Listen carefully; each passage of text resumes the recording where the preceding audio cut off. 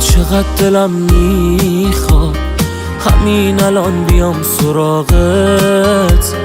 زیبای من حواستو جمع کن، تو خیلی مهربونی آخه. عشقم اگه دریا رو دوست دارم، تو موج موهای تو غرقم. چشمات مثل ستاره میتابن به کلبه تاریک قلبم.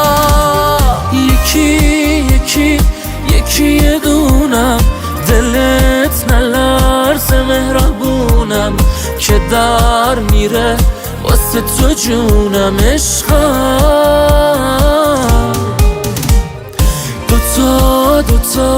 دوتاییامون قشنگ با تو زیر بارون.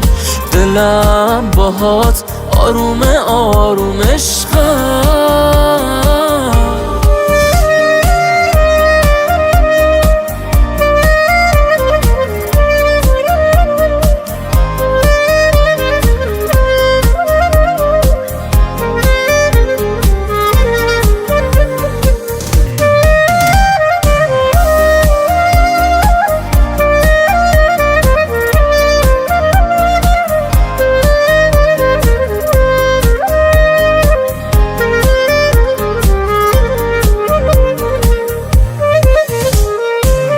اومدی تو دنیام، دنیا رو از چشم تو دیدم.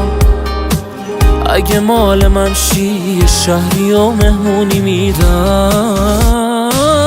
اومدم تا جون بگیره تو دلت عشقم، واسه دوست دارم آیه خوشگلت تشنم. به دلم افتاده که بارون میباره امشب.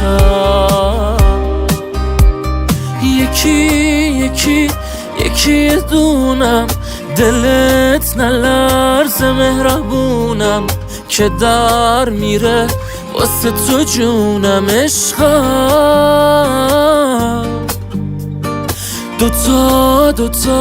دوتاییامون قشنگ با تو زیر بارون.